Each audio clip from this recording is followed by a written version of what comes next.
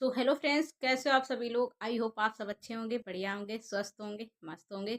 सो दोस्तों, आपके यहाँ कैसी सर्दी पड़ रही। मेरे यहाँ तो बहुत ज़्यादा सर्दी पड़ रही है। फिलहाल तो आज धूप निकल आई है।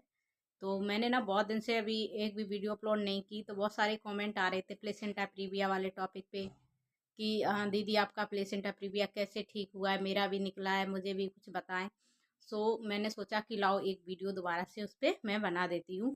फिर उस सबसे पहले प्लेसेंटा प्रीविया क्या होता है। जो मेरा एक टेम्परेली ऑर्गन डेवलप होता है हमारी बॉडी में जब हम लोग प्रेग्नेंट होते हैं।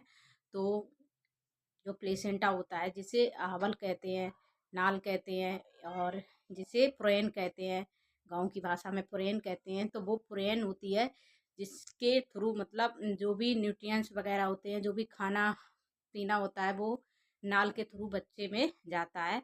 तो उसे प्लेसेंटा कहते हैं। तो प्लेसेंटा की जब कंडीशन चेंज हो जाती है, वैसे तो प्लेसेंटा हम लोगों के नॉर्मल जैसे किसी को एंटीरियर प्लेसेंटा या किसी को पोस्टीरियर प्लेसेंटा आता है, किसी को फंडस भी आता है। तो इस टाइप के अलग अलग तरीके से भी हम लोगों के अल्ट्रासाउंड में आता है। सबकी पोजीशन अलग अलग होती है। अगर रिस्क कब होता है, अगर प्लेसेंटा प्रीविया लिख के आ जाए, जैसे अल्ट्रासाउंड कराया हमने और उसमें आया प्लेसेंटा प्रीविया। तो प्लेसेंटा प्रीविया में क्या रिस्क होता है। प्लेसेंटा तो 0 से लेके 3 ग्रेड तक होता है। तो जो जैसे कि 0 ग्रेड है अगर, तो वो मतलब एक तरीके से उसमें ज़्यादा भी घबराने वाली बात नहीं है। क्योंकि जब मेरा प्लेसेंटा प्रीविया आया तो मैंने जितने डॉक्टर्स की वीडियो वगैरह देखी थी, और मेरी मैम ने भी यहाँ तक कि बेटा आपको तो प्लेसेंटा प्रीविया आया है और ये ना बहुत रिस्क होता है इसमें। तो कहीं ना कहीं मैं बहुत ज़्यादा डर गई थी। लेकिन जब मैंने ऐसी बहुत सारी और वीडियो देखी तो एक आध वीडियो से मुझे हिम्मत मिली, तो उस पर मैंने आपके साथ शेयर किया था। तो उसमें इसमें हम लोग घबराने से कुछ कर भी नहीं सकते। इसका कोई ट्रीटमेंट नहीं है, इसका कोई इलाज नहीं है। और कुछ चीज़ें प्रिकॉशन, कुछ सावधानियां बरत के हम इसको ठीक कर सकते हैं। अगर आपको आपका 12-13 हफ्ते में अल्ट्रासाउंड कराया आपने और उसमें आपका प्लेसेंटा प्रीविया आया है, तो वो आप कैसे क्योर कर सकते हैं, उस टॉपिक पे बात करेंगे।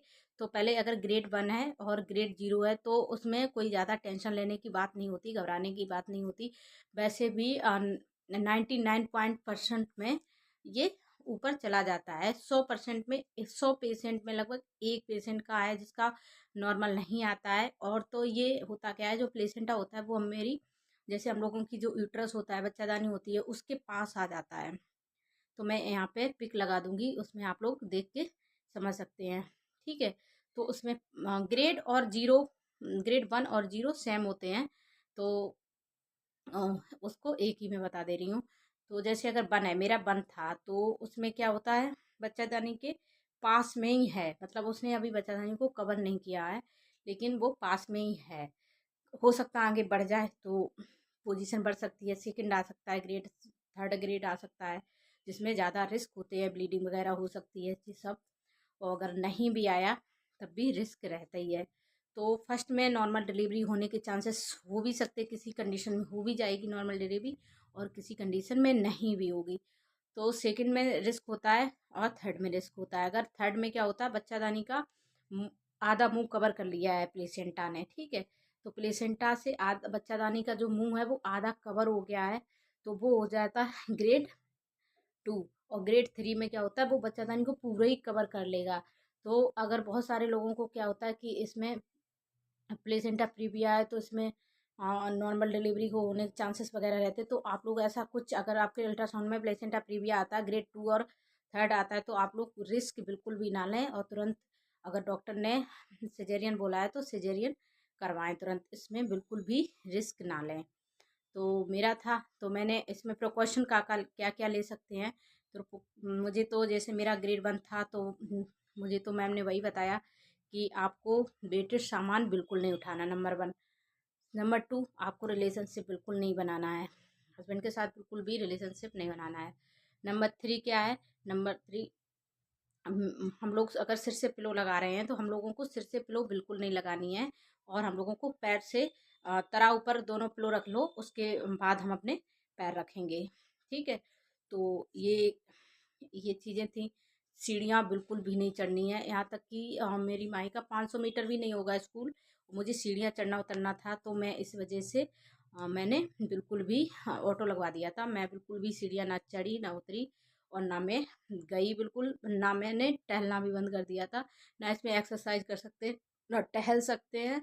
और एक अगर आपको नीचे साइड, बिल्कुल नीचे साइड अगर आपको हल्का हल्का दर्द लगेगा प्लेसेंटा पेरिविया के टाइम पे, जब मुझे लगा था 2-3 हफ्ते बाद, जब मैंने ये प्रिकॉशन लिए तो मुझे लगता था 2-3 हफ्ते बाद कि मेरा प्लेसेंटा पेरिविया नॉर्मल आ गया, क्योंकि जो दर्द पहले फील होता था वो दर्द अब नहीं होता था। तो मैं कहती थी कि शायद मेरा सही हो गया है मुझे। तब जब मैंने फिर मेरा अल्ट्रासाउंड हुआ 20 हफ्ते पे, 13 हफ्ते पे करवाया था, तो उसमें ये प्लेसेंटा प्रीविया आया था। और 20 हफ्ते पे करवाया था उसमें नॉर्मल आ गया था। तो अगर ज़्यादातर 20 हफ्ते तक पेशेंट का नॉर्मल आ जाता है, अगर बाई चांस किसी का नहीं आया तो इसमें बहुत ज़्यादा रिस्क होता है। 20 हफ्ते के बाद इसमें क्या होता है, ब्लीडिंग होने के चांसेस रहते हैं एकदम बहुत ज़्यादा। अगर ब्लीडिंग हो गई है तो इसमें आप हमारी हेल्थ पे या बच्चे की हेल्थ पे भी असर पड़ता है। ब्लीडिंग ज़्यादा हो जाने से ब्लड कम हो सकता है बॉडी में। तो ये सब बहुत ज़्यादा रिस्क होते हैं। तो अगर आप किसी को भी प्लेसेंटा प्रीविया है तो अपना ध्यान रखें, और कैसे क्या रखना है ये मैंने बता दिया, और तो कुछ नहीं छूट रहा। तो बाय बाय। वीडियो अच्छी लगे तो लाइक करना, चैनल को सब्सक्राइब करना। Thank you.